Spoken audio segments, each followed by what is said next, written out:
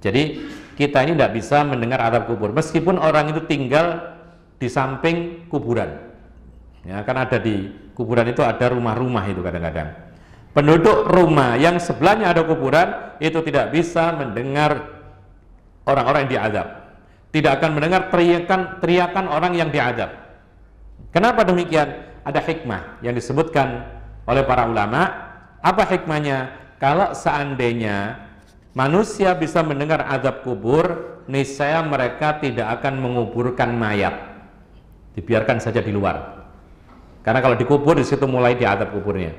Daripada diazab dan mendengar sakit rasanya, mending nggak usah dikubur. Dan itu persis apa yang dikatakan oleh Nabi Shallallahu Alaihi Wasallam. Kata Rasulullah, Inna hadhil ummah tubtala fi kuburiha. Umat ini akan diuji dalam kuburannya.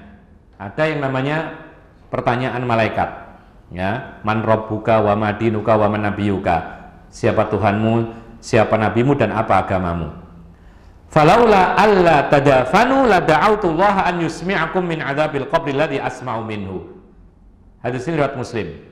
Kata Nabi sallallahu alaihi wasallam, andaikan bukan karena khawatir kalian nanti tidak akan mau menguburkan mayat, ya.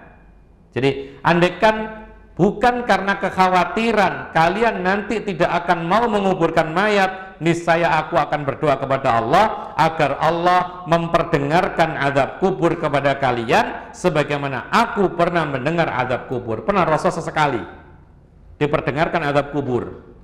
Ya.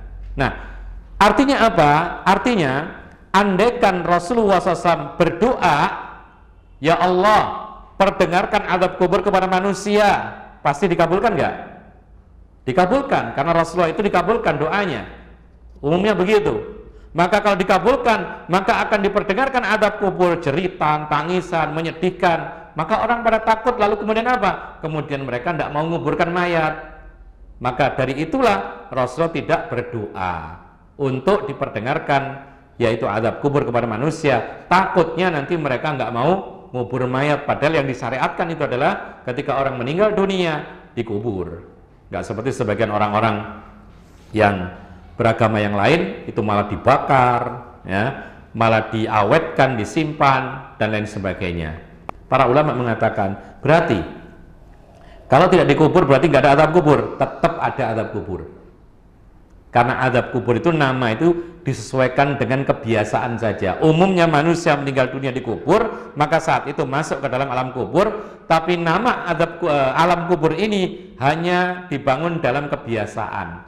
Nama yang kedua alam kubur ini namanya alam barzakh, yaitu alam yang terjadi setelah kematian orang. Dikubur nggak dikubur tetap dia masuk dalam alam barzakh atau alam kubur.